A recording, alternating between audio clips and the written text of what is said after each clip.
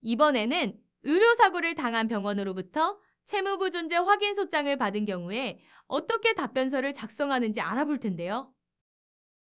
영상을 끝까지 시청하시면 답변서를 작성할 때 알아야 할 관련 규정은 무엇이 있는지 알아보고 사례를 통하여 어떠한 방법으로 답변할 수 있는지, 답변서는 구체적으로 어떻게 기재하는지, 나의 부상 발생 시점을 어떻게 증명할 수 있는지 확인하여 답변서를 작성할 수 있습니다.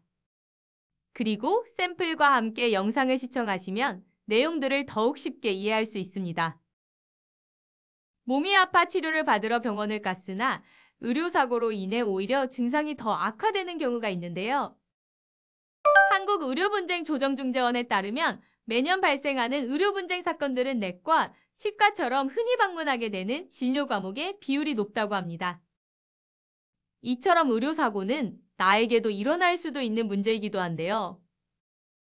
하지만 책임자가 실수를 인정하지 않으려 환자의 과실이라고 주장하고 심지어 채무부 존재 확인 소송을 제기하는 경우도 있습니다. 그럼 이번에는 치과에서 시술을 받는 중에 의사의 실수로 인한 의료사고가 발생하였고 보험 처리를 요구하였으나 병원 측에서는 과실이 없다는 내용으로 채무부 존재 확인 소송을 제기하였을 경우 어떻게 답변해야 하는지 영상을 통해 알아보겠습니다.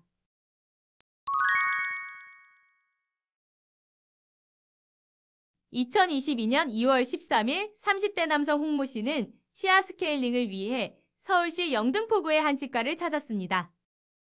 시술 중 홍모 씨는 순간 고통을 느꼈고 시술을 잠시 중단하고 의사에게 상태를 묻자 원래 아픈 게 당연하다는 의사의 말에 대수롭지 않게 시술을 이어갔습니다. 그러나 시술을 마친 후 홍모 씨의 치아 상태는 평소와는 달랐는데요. 치아 일부분이 파절된 것입니다. 홍모 씨는 치과 측에 배상을 요구하였고 치과 측에서는 진단 후 의사가 가입한 보험을 통해 보상 금액을 합의하겠다고 밝혔습니다. 하지만 홍모 씨의 시술을 담당한 의사의 의견은 달랐는데요.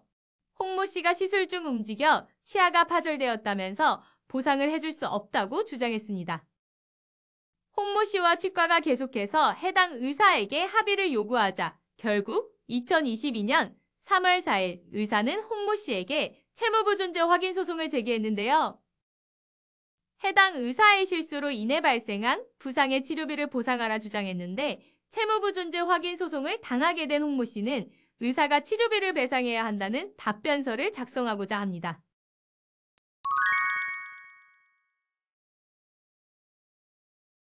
우선 피고가 원고의 청구를 다투는 경우에는 소장 부분을 송달받은 날부터 30일 이내에 원고의 청구를 반박하는 내용을 기재한 답변서를 제출해야 합니다.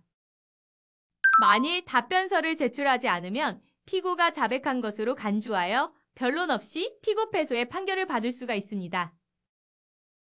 그래서 피고는 원고의 주장을 파악하여 원고의 주장을 인정하거나 부인하거나 항변하는 방법으로 답변할 수 있으므로 피고가 답변하고자 하는 사항을 정확히 구분하여야 합니다.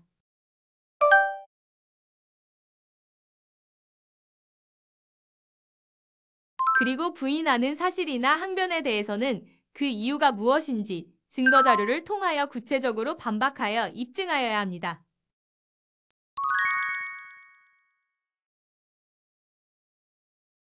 답변서는 소장의 청구 취지에 대한 답변과 청구 원인에 대한 답변으로 구성되어 있습니다. 이번 사례에서 피고는 원고 청구의 전부 기각을 구하므로 청구 취지에 대한 답변은 원고의 청구를 기각한다. 소송 비용은 원고가 부담한다라고 기재합니다. 다음, 청구 원인에 대한 답변은 내가 원고의 주장에서 어떤 부분을 반박할지 간단 명료하게 작성하는 것이 중요하므로 목차로 나누어 함께 작성해 보겠습니다. 우선 원고 주장의 요지는 원고가 소장을 통해 피고에게 무엇을 청구하고 청구한 이유가 무엇인지 간략하게 기재합니다. 그리고 이러한 원고의 주장에 대하여 내가 인정하는 부분과 부인하는 부분을 나누어 나의 답변 방향을 알리기 위한 항목입니다. 이번 사례에서 원고의 주장은 피고가 시술을 받던 중 치아가 파절된 것은 피고의 과실로 발생한 손해이기 때문에 피고에게 배상금을 지급할 수 없다는 것입니다. 그러나 피고는 시술을 받는 도중에 움직이지도 않았지만 만일 움직였다 하더라도 시술자인 원고에게 아무런 주의사항을 고지받은 적이 없었는데요. 그래서 원고의 과실로 발생한 사고라는 것을 주장하기 위해서 시술받는 과정에서 치아가 파절된 사실까지만 인정하고 나머지 주장들은 부인하였습니다. 원고의 주장을 반박하는 항목에서는 원고와 피고의 관계를 설명하고 원고의 청구가 어떠한 사유로 부당한지 기재하였습니다. 가장 먼저 사건의 배경을 파악하기 위한 원고와 피고와의 관계에서 원고는 이 사건 치과를 운영 중인 의사이고 피고는 원고에게 시술을 받은 환자임을 기재하였습니다. 다음 사건의 발생 경위에서는 원고의 주장들이 어떠한 이유로 사실과 다르고 부당한지를 확인하는 항목입니다.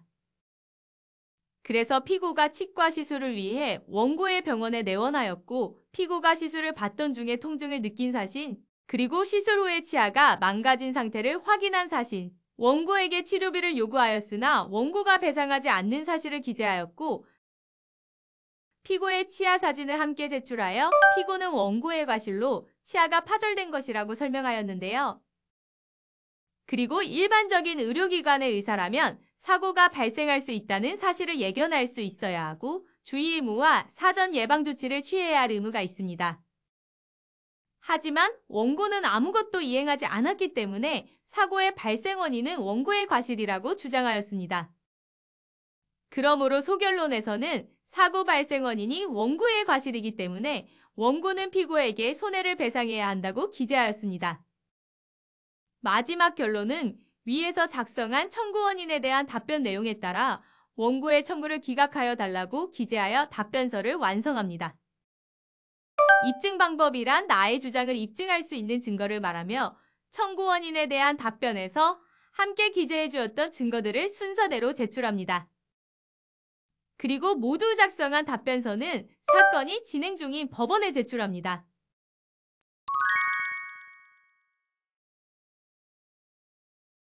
이번 영상에서는 의료사고로 손해배상을 요구하였으나 상대방으로부터 채무부 존재 확인 소장을 받은 경우에 상대방에게 채무가 있다고 주장하는 답변서를 살펴보았는데요. 좀 이해가 되셨나요? 답변서는 피고가 소장 부분을 송달받은 뒤 30일 이내에 원고의 주장을 인정하거나 부인하는 방법으로 답변해야 하며 만일 답변하지 않는다면 원고의 청구가 인용됩니다. 그래서 이번 사례는 피고에게 발생한 부상의 원인은 원고의 과실이므로 원고의 주장이 부당하다고 답변했습니다. 그럼 여러분들도 상황에 맞게 답변서를 작성해보세요.